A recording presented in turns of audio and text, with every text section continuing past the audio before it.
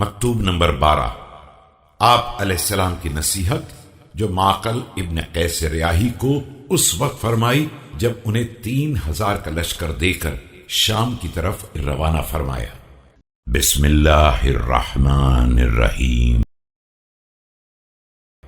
اتق الله الذي لا بد لك من لقائه ولا منتهى لك دونه ولا تقاتلن إلا من قاتلك وسر البردين وقور بالناس۔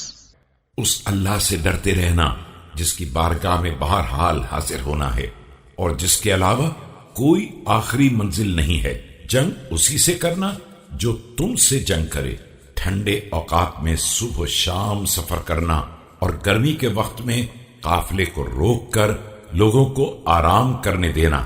ورفه في السير ولا تسر أول الليل فإن الله جعله سكنا وقدره مقاما لا ضعنا فأرح فيه بدنك وروح ظهرك فإذا وقفت حين ينبطح السحر۔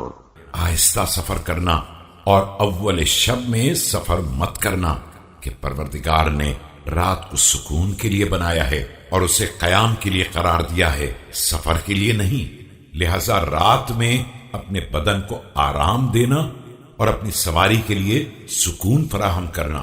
اس کے بعد جب دیکھ لینا کہ سحر طلوع ہو رہی ہے أو حين ينفجر الفجر فسر على بركة الله فإذا لقيت العدو فقف من أصحابك وسطا ولا تبدو من القوم دنوا من يريد أن ينشب الحرب۔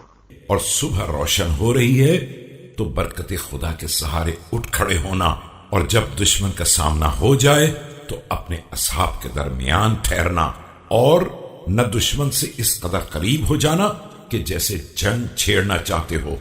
ولا تباعد عنهم تباعد من يهاب البأس حتى يأتيك أمري ولا يحملنكم شنآنهم على قتالهم قبل دعائهم والإعذار إليهم۔ اور نہ اس قدر دور ہو جانا کہ جیسے جنگ سے خوف زدہ ہو یہاں تک کہ میرا حکم آ جائے۔ اور دیکھو خبردار دشمن کی دشمنی تمہیں اس بات پر آمادہ نہ کر دے کہ اسے حق کی دعوت دینے اور حجت تمام کرنے سے پہلے جنگ کا آغاز کر دو۔